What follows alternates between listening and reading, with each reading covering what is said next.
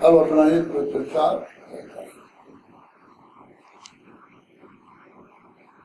घड़ी 34वीं गाथा चलेगी।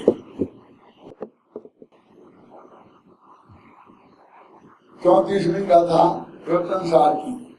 ये अपन ने समय सार समाप्त होने के बाद प्रवचन सार शुरू किया है और प्रवचन सार वहाँ क्रम से जहाँ जाता हूँ वो ही पढ़ता हूँ। तो वो अभी हम 33 गाथाएं अपन ने मंगलायतन में जो उत्सव हुआ था उसमें पूरी की थी, 34 आरंभ की थी। ये 34वीं गाथा अपन को चलाना है। क्या प्रकरण है, मैं आप लोगों से पहले पाठ करवाता हूँ 10-15 गाथाओं का। उसका उद्देश्य ये है कि आप लोगों को आगे पीछे ख्याल में ये बात आए कि हम क्या चल रहा है, आगे पीछे क्या चल रहा है, और ये क्या प्रकरण है।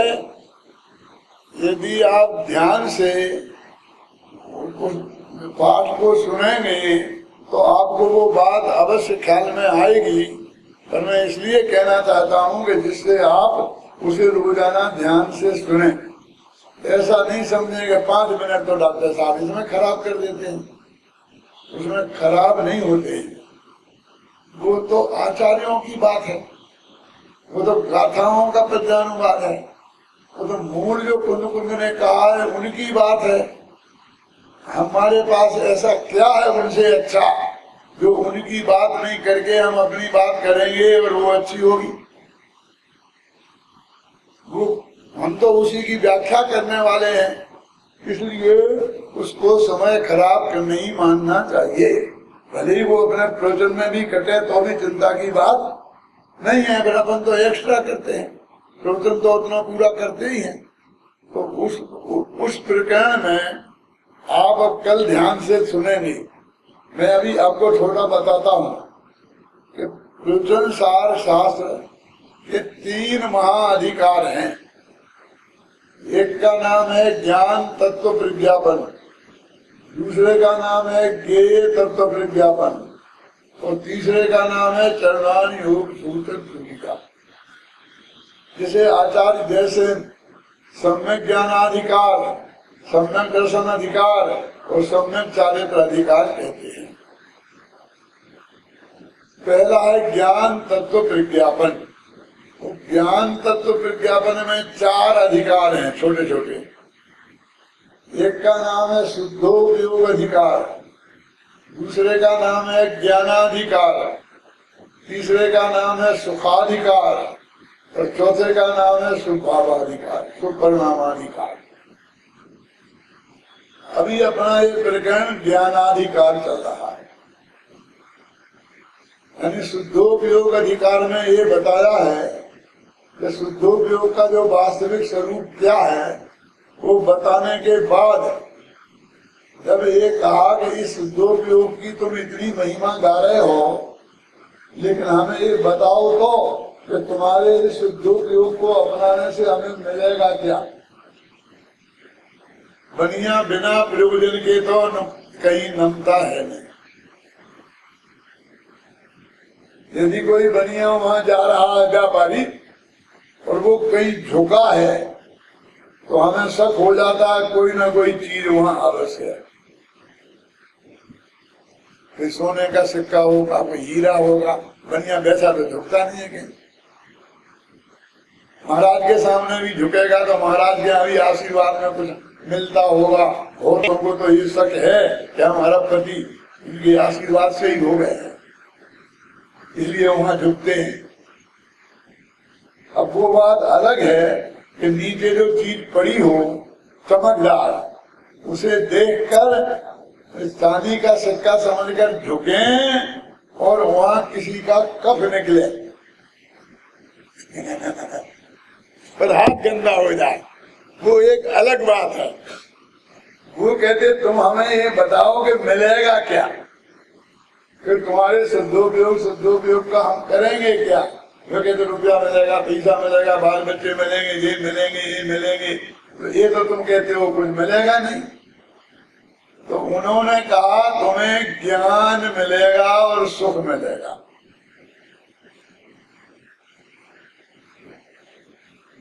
कि ज्ञान तो ठीक है, सुख तो मिलेगा ना, स्त्री पुत्र मकान जायदाद चक्रवर्ती की संपदा सब मिलेगा ना, कि नहीं नहीं नहीं। वो ज्ञान कौन सा ज्ञान मिलेगा और कौन सा सुख मिलेगा वो हम ही बताएंगे। इसके लिए उन्हें ज्ञानाधिकार लेगा, इसके लिए उन्हें सुखाधिकार लेगा। और ज्ञानाधिकार में ज्ञान का स्वरूप नहीं बताया, ध्यान से सुनना। ज्ञान स्वभावी भगवान आत्मा का भी स्वरूप नहीं बताया, मध्य ज्ञान शुद्ध ज्ञान का भी स्वरूप नहीं बताया, सम्यक ज्ञान का भी स्वरूप नहीं बताया, केवल ज्ञान का स्वरूप बताया, छायक ज्ञान का स्वरूप बताया। एक ज्ञानाधिकार में छायक ज्ञान का वर्णन है और सुखाधिकार में दुनियादारी का सुख नहीं बताया, अनंत सुख बताया, छायक सुख बताया। फिर किसी ने कहा कि तुम्हारा छायक तो ठीक है, लेकिन ये दुनियादारी का सुख चाहिए हमें, ये कैसे मिलता है ये तो बता दो, चक्रवर्ती कैसे बनेंगे ये बता दो। हमारे पंडित लोग बता देते हैं कि हम एक विधान कराएंगे कल्पत्रों और तुम 3 लाख रुपया देना, हम तुम्हें चक्रवर्ती बना देंगे। फिर बना देते हो ना किसी को चक्रवर्ती, ये पद तो ऐसे बांटते हैं जे। अब इनके भी भाव धीरे धीरे तेज होते जा रहे हैं क्या। तो उन्होंने कहा कि ये कैसे मिलता है ये बताने के लिए उन्होंने शुभ भावाधिकार लिखा। कहते 4 अधिकार हो गए, कौन से? ज्ञान तत्व विज्ञापन में 4 माने शुद्धोपयोग अधिकार, उसके फल में प्राप्त होने वाला केवल ज्ञानाधिकार, फिर अनंत सुखाधिकार और फिर शुभ भावाधिकार जिससे लौकिक सुख मिलता है। लेकिन लौकिक सुख की जो दुर्गति की है आचार्य देव ने कि वो सुख है ही नहीं, वो कितना खराब है। इस चक्रवर्ती के लिए तुम मुंह में पानी भरे फिर रहे हो ना कि हम चक्रवर्ती कैसे बनेंगे। तो ये पंडित लोग तो तुम्हें भगवान की पूजा करने के लिए चक्रवर्ती बनाएंगे, भोग भोगने के लिए नहीं। और तुम समझ रहे क्या भोग भोगने के लिए बन जाएंगे क्या। तो उन्होंने कहा कि सबसे जगत में दुखिया जीव कौन है। इसमें लिखा है 2-3 साल में, मैं गाथाएं बता सकता हूँ, पूछना हो तो पूछना। तो उसमें लिखा कि सबसे ज्यादा दुखिया चक्रवर्ती और इंद्र है, जिनके तुम्हारे मुंह में पानी भर जाता है ना, ये सबसे ज्यादा दुखी जीव हैं। क्या बात कर रहे हो, क्या बात कर रहे हो। एक गरीब को अपना दुख दूर करने के लिए 2 रोटियां चाहिए और एक पत्नी मिल जाए तो बहुत है, इतने से उसका काम चल जाता है। लेकिन इनको 6 खंड की विभूति चाहिए और 96,000 पत्नियां चाहिए। कितने दुखी हैं। दुख के बिना इस विषय में व्यापार हो सकता नहीं। ये 5 इंद्रियों के विषयों में इनका 24 घंटा व्यापार है। आप जानते हैं चक्रवर्ती का भोग निरंतराय होता है और निरंतराय होने के लिए उसकी पट्ट रानी के बाल बच्चे नहीं होते। कि बाल बच्चे होंगे तो उसके भोग में अंतराय पड़ेगा। और वो मासिक धर्म से भी नहीं होती, क्योंकि मासिक धर्म से होगी तो भी भोग में अंतराय पड़ेगा।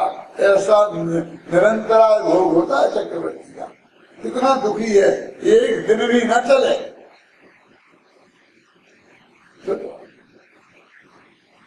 ये प्रवचन साथ में लिखा है 63, 64, 65 गाथा में। पढ़ लेना, ले जाना घर जरा, समय सार प्रवचन सार अनुशीलन भी है और वो भी है, सब है। अब मैं तो वहां तक शायद नहीं पहुंचूंगा 63वीं गाथा 64वीं गाथा तक, क्योंकि अभी अपनी 34वीं गाथा है। इतनी गाथाएं यहाँ चल जाएंगी मेरा नहीं भरोसा है। तो आप विचार करो कि सबसे ज्यादा दुखी वो हैं। क्यों? दुख के बिना विषय में व्यापार हो सकता नहीं। ये 5 इंद्रियों के विषय कितने गंदे हैं, कितने गंदे हैं, और इनमें भी जो प्रवृत्ति करता है वो अनंत दुखी होगा, नहीं तो नहीं कर सकता। एक उदाहरण देता हूँ, उनने तो 5 दिए, मैं 5 नहीं दूंगा, सिर्फ 1 दूंगा। एक बस। किसी वैद्य ने बताया कि आपके कान में बहुत ज्यादा दर्द हो, ऐसा लिखा है इस संसार में, आचार्य के शब्द बोल रहा हूं मैं। कान में भयंकर दर्द हो तो बकरे की पेशाब डालो तो वो दर्द ठीक हो जाए। आचार्य अब भैया मैं जो तुम्हें सुना रहा हूँ, और कहीं तुम्हारे कान में दर्द होए तो घर जाकर के बकरे की पेशाब मत डाल लेना, और ठीक नहीं हो तो फिर मेरे पास लड़ने मत आना। मैं कोई जिम्मेवार नहीं हूँ, आचार्य ने लिखा है इसलिए मैं आपको बताऊं, और आचार्य भी बहुत बड़े वैद्य नहीं थे, वो तो उदाहरण दे रहे हैं। क्या मतलब? अब वो एक तो पेशाब, और वो भी बकरे की, कितना गंदा पदार्थ है, और वो हमारे कान में डालेंगे तो गले में चली जाएगी, मुंह में आ जाए, सब जगह चली जाती है ना, अंदर मामला एक ही है। और हम कह रहे कि देखो तुम बोलो तो हम तुम्हारे गले कान में डालें, बिल्कुल ठीक हो जाएगा। कि दर्द तो बहुत है कि डाल लो कि नहीं, देख लो कितनी गंदी चीज है, और मुंह में चली जाएगी, जिसमें आश्रय घी जाता है, जिसमें पानी जाता है, वहां चली जाएगी। क्यों ज्यादा बहस करते हो, चुपचाप डालो ना जल्दी। उसे वो देर बर्दाश्त नहीं है। क्यों नहीं है बर्दाश्त? क्योंकि दुख बहुत ज्यादा है। माने जब वो चिल्ला के कहता है कि जल्दी डालो, तो वो क्या बात को बताता है कि उसे बहुत जोर का दर्द है, बताता कि नहीं बताता? तो ऐसे ये चक्रवर्ती और इंद्र, इनको ऐसी गंदे भोग 24 घंटे 12 महीने चाहिए, तो वो समझ लो कितने दुखी होंगे। इसलिए उन्होंने लिखा कि दुख के बिना विषय में व्यापार हो सकता नहीं।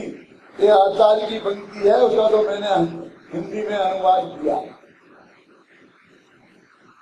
उसका वर्णन करेंगे हम। तो तुम समझ लो पहले कि वो जो सुख जिसके पीछे तुम पड़े हो, और जिस स्वभाव के कारण तुम सुखी होना चाहते हो, वो सुख नहीं, उसमें लिखा है क्या? ये सुख सुख नहीं दुख है, विषय वादा सहित है। ये हमारे विद्यार्थियों को तो याद है, हमारे विद्यार्थियों तुम्हारी पंडितों, इन्हें विद्यार्थी में समझना कि बहुत उच्च कोटि के अध्ययन वाले पंडित हैं। मैं तो छाती ठोक के कहता हूँ कि हमारे छोटे से पंडित को ले जाओ और बड़े से बड़े पंडित के सामने खड़ा कर लो, ये 19 साबित हो जाए तो मैं ये कहना छोड़ दूंगा, और क्या करूंगा? जान तो लोगे दे मेरी। सचमुच मुझे अपने विद्यार्थियों पर इतना भरोसा है, हमने 5 साल इन पर अटूट मेहनत की है, दिन रात। इन्हें और कहीं नहीं, विषय कसार में नहीं लगने दिया, और कोई विषय पढ़ने नहीं दिया। किसी जैन धर्म के पढ़ने में ही इनके उपयोग को लगाए रखा, और संतुष्ट सब खाने पीने उठने बैठने की सब व्यवस्था, कहीं बाहर झांकने की रंज मात्र भी जरूरत नहीं। इसलिए मुझे भरोसा है, और तुम मेरी लाज रखना भैया। कहीं ने नहीं बता पाए तो तुम्हारी इज्जत तो जाएगी, मेरी भी जाएगी। तो वो कह रहे हैं यहाँ केवल ज्ञान का स्वरूप बताया है। जो ये अपना प्रकरण चलेगा इसमें काय का स्वरूप बताया है ज्ञानाधिकार में? केवल ज्ञान का। तो केवल ज्ञान का स्वरूप जानना अपन को बहुत जरूरी है। अपन भगवान की पूजा करते हैं ना, भक्ति पूजा, तो वो भगवान किसे कहते हैं? तो अपन बोलते हैं सच्चे सच्चा देव, उन्हें भगवान कहते हैं ना। तो उन्हें वीतरागी, सर्वज्ञ और हितोपदेशी हो, उन्हें अरहंत कहते हैं, भगवान कहते हैं। अपन बोलते हैं कि नहीं बोलते हैं? तो जब वीतरागी हो और सर्वज्ञ हो, सर्वज्ञ माने सब कुछ जानता हो, जिसे केवल ज्ञान हो, तो केवल ज्ञान माने क्या? सब कुछ जानता है माने क्या? ऊपर से कहना कि वो सब कुछ जानता है अलग बात है, और उस सब कुछ जानने का अर्थ समझें, वो बहुत गहरा अर्थ है। उसे तो हम सर्वज्ञता को समझे, ऐसा समझ लेना चाहिए। अब कहते वो पंडित जी तो सब कुछ जानते, खुद पंडित जी तो सब कुछ जानते। अरे कोई सब कुछ नहीं जानता। संजीव, हम मुरैना विद्यालय में पढ़ते थे और फिर हम छुट्टियों में अपने घर जाते थे। छोटा सा गांव है इसी यूपी का, इतना छोटा गांव है कि जिस समय हम पैदा हुए थे उस समय ना उसमें स्कूल था, ना डाकखाना था, ना थाना था, ना पुलिस चौकी थी, कुछ नहीं था। और आज भी ऐसा ही कुछ है। 80 साल पहले जैसा था वैसे ही आज, कोई ज्यादा फर्क नहीं पड़ा।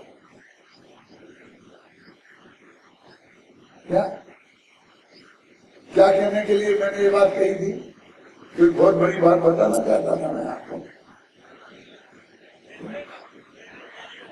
हाँ, तो वहां से हम आते थे,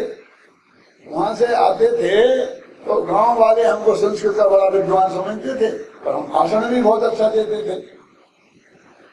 तो वहाँ किसानों के यहाँ शादी में जो लग्न पत्रिका आती है, उस पत्रिका के साथ एक पत्रिका और आती है, और जिसको पंडित पढ़ के सुनाता है। जो ब्राह्मण पंडित थे हमारे पड़ोसी, तो उनको वो इतनी हिंदी अच्छी नहीं आती थी, संस्कृत पढ़ना उन्हें आती नहीं थी, तो इसलिए वो पत्रिका पढ़ने के लिए हमारे पिताजी को बुलाया जाता था, और लग्न पत्रिका ब्राह्मण पंडित पढ़ता था, और वो पत्रिका हमारे पिताजी उसके स्पेशलिस्ट थे, वो पढ़ते थे। एक जगह पिताजी नहीं थे तो लोग हमें ले गए कि ये तो बहुत बड़ा पंडित है, वहां पढ़ के संस्कृत का पढ़ के आया है, तो ये पढ़ देगा। तो हमने वो पत्रिका पढ़ी तो सारे गांव वाले नाराज हो गए। हमने तो बहुत ढंग से पढ़ी थी, अच्छी पढ़ी थी, किसमें कोई कसर नहीं थी। तो हमारे पिताजी के पास आए कि नहीं तुमने क्या किया, तुम नहीं थे तो हमारी पत्रिका नहीं पढ़ी गई, वो जो हो गया वो हो गया, ऐसा नहीं है। अब क्या हुआ, ये तुम्हारे बच्चे ने सब बिगाड़ दिया। वो सब पंच हमसे नाराज हो गए। तो वो बोले कि नहीं मैं पढ़ूंगा ना, क्यों चिंता कर दिया, चलो। तो दोबारा वो चिट्ठी हमारे पिताजी ने पढ़ी। कौन? जो हम शास्त्री हुकुमचंद ने पढ़ी थी, वो हमारे पिताजी, वे शास्त्री नहीं थे, उनने वो पत्रिका पढ़ी। तो पढ़ी उन्होंने, और एक को देख करके अभय कुमार जी, शांति कुमार जी, सुमन प्रकाश जी, फलाने जी, धलाने जी, ऐसे उन्होंने 100 नाम पढ़ी। कितनी सी पत्रिका। हाँ, ये बात सब खुश हो गए, इन्हें नाम पढ़े ही नहीं थे। हम वहां तो क्या कहते, घर आके हमने पिताजी से कहा ये नाम जो तुमने पढ़े थे वो उसमें लिखे थे? और यहाँ लिखे थे? हो गया। मैं अच्छा बताओ। तो वो बोले एक दोहा लिखा था ना वहां कि चिट्ठी बातत के समय जो जन बैठे हों, है जुहार सब जनन को जो जी लायक हो। इधर पत्र पढ़ा जाए तो उस वक्त जो लोग बैठे हों उन सबको मेरा नमस्कार है। कौन? जो जिसके लायक है। बड़ा हो तो प्रणाम, छोटा हो तो आशीर्वाद। समझ गए ना? ये लिखा है ना। तो मैंने वही चिट्ठी बातत के समय जो बैठे थे तो उधर को देखा नहीं, और वे सब पहचानते थे। उस नगर के जो बड़े बड़े नेता थे ना, उन सबका नाम बोलते गए, फलाने माते, फलाने माते, फलाने माते, फलाने पटेल, फलाने दे, फलाने दे, बोल दी उनने सब खुश। उन्हें पहले कि हमारा नाम नहीं, हमारा नाम नहीं, जिसका नाम नहीं वो रूठ जाए, शादी बिगड़ जाए। तो उस दिन हमारी समझ में आई कि वो निश्चय के पंडित तो वो हैं जो हमने वहां पढ़ा है, वो ये व्यवहार के पंडित हैं। हम व्यवहार के पंडित नहीं है भैया, हमारे बस की नहीं है। ख्याल में आएगा, बात तो गलत नहीं है ना, लिखा है ना उनने, हमें तो पता नहीं कौन कौन बैठा। हम 25 नाम लिख दें, उन 25 में वहां एक ही नहीं हो, और दूसरे लोग बैठे हों तो उसे क्या फायदा होगा। तो व्यवहार की समझदारी तो यही है ना कि जैसे हम पढ़े तो हम सबसे पहले शास्त्री होकर के भी अपने उस गांव में, जिसमें प्राइमरी स्कूल भी नहीं था, 5 किलोमीटर हमें पैदल जाना पड़ता था पढ़ने के लिए, पहली क्लास के लिए।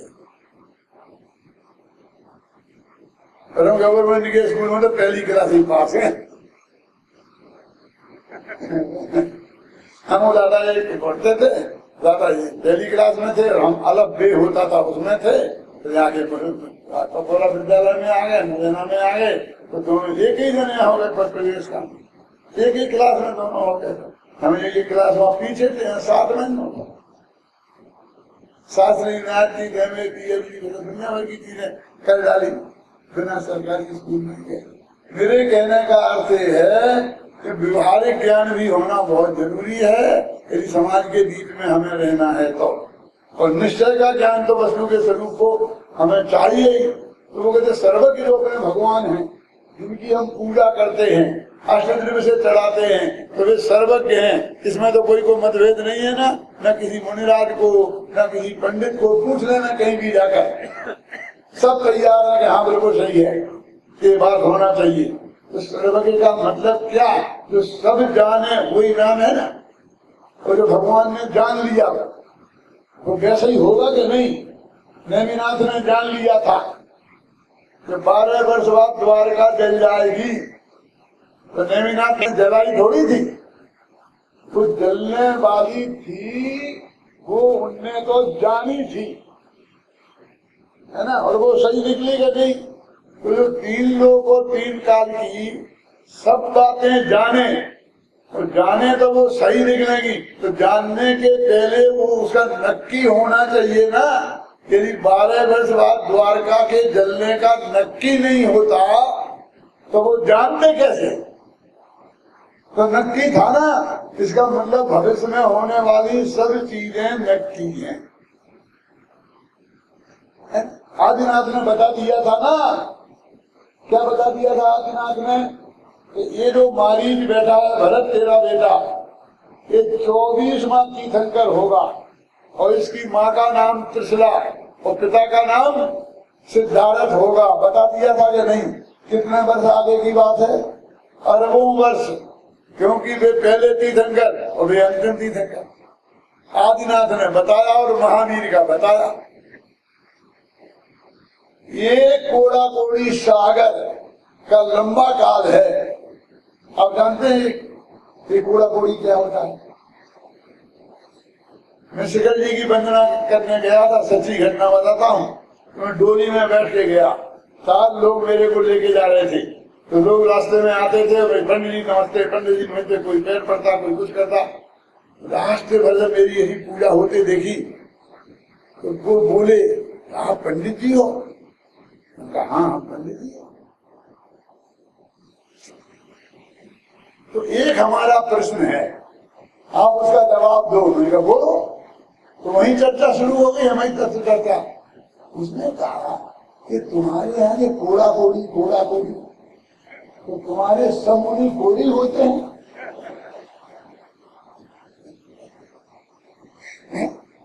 तो कोड़ा कोड़ी क्या है आप तो जानते होंगे ना सब, तो कोड़ा कोड़ी क्या है। तो मैं बताता हूँ।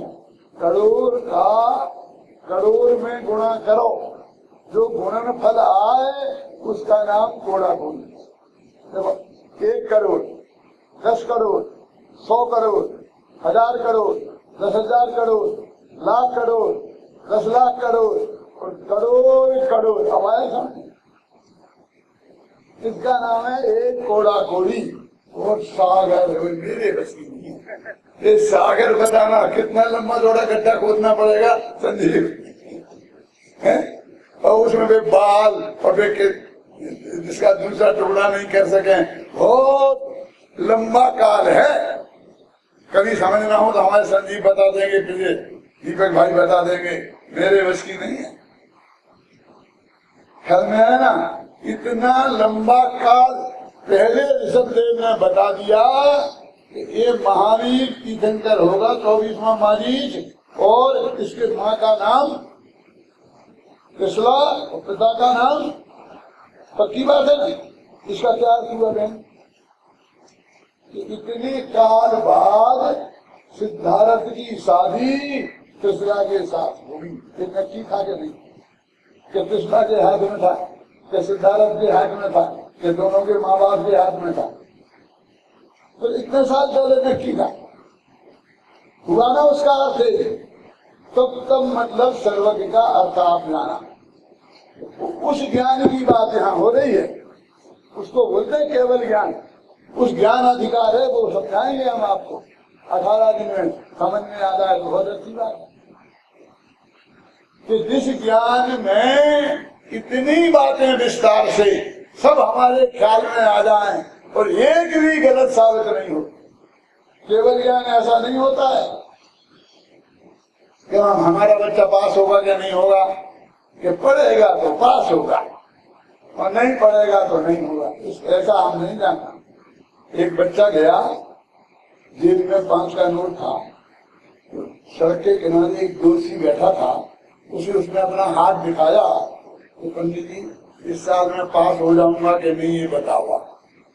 तो पंडित जी ने देखा, 5 का नोट रख लिया, उसने सामने रख दिया और बोले बेटा तुम पढ़ोगे तो पास हो जाओगे। तो एकदम हाथ खींच लिया और 5 का नोट उड़ा लिया वापस। क्यों? ये तो हमारी अम्मा हमें रोजाना मुफ्त में बताती है 5 का नोट का। केवल ज्ञानी का ज्ञान ऐसा नहीं होता कि पढ़ोगे तो पास होगे। तुम तो ये बताओ कि हम पढ़ेंगे कि नहीं पढ़ेंगे और पास होंगे कि नहीं। नक्की होता है, नक्की जानना चाहता है। और वो बच्चा ये तो मानता है कि ये भविष्य जाना जा सकता है। मैं नहीं जानता हूँ तो कोई ना कोई अवश्य जानता है भविष्य को, है ना? तो भगवान जानते हैं लोगालोक की बात को। तो जब वो ये ज्योतिषी भी जान सकता, हमें भरोसा है ना, तब तो हम देते उसे पैसा है। तो ज्ञान भविष्य का जाना जा सकता है और कोई व्यक्ति सब चीजों को जान सकता है, भूतकाल की, वर्तमान काल की, भविष्य काल की। इसमें गाथा आने वाली है, पर आए जो अनुत्पन्न है या नाश जो हो गई है, असद भावी वे सभी पर आए ज्ञान प्रत्यक्ष। जो पर्याय आज तक हो गए नष्ट हो गई, जो पर्याय अगर हुई नहीं है, वे अनंत काल की, भविष्य की और भूत की, वे पर्याय वर्तमान पर्याय के समान केवली भगवान जानते हैं। और नहीं जाने तो उनके ज्ञान को दिव्य कौन कहेगा? जैसे हम उनकी पूजा क्यों करें? पूजा खतरे में पड़ जाएगी। इसलिए हमको यदि पूजा भी करनी है तो जिसकी पूजा करनी है उसके स्वरूप को गहराई से हमें समझना पड़ेगा, तब हमारे पूजा सच्ची पूजा होगी और आप लोग उपयोग को लगाएंगे। तो ये विषय तो बहुत कठिन है, मैं जानता हूँ, लेकिन मैं बहुत सरल करके आपको समझाऊंगा। कोई माँ बहन ऐसा नहीं कह सकती कि हमारी समझ में नहीं आया, लेकिन आना उसकी ड्यूटी है समय के पहले, और सुनना प्रेम से ये उसकी ड्यूटी है। लेकिन मैं आपको समझा के रहूंगा, ये कठिन विषय तो और कोई आएगा इतनी सरलता से आपको समझा पाएगा बहुत शक है, ऐसा तो नहीं कह सकता कि नहीं समझा पाएगा। समझाने वाले तो एक से एक बढ़ के हैं, लेकिन फिर भी इतना आसान नहीं है। सभी श्लोक शांति से समझें। इस मंगल भावना के साथ मैं अभी की बात समाप्त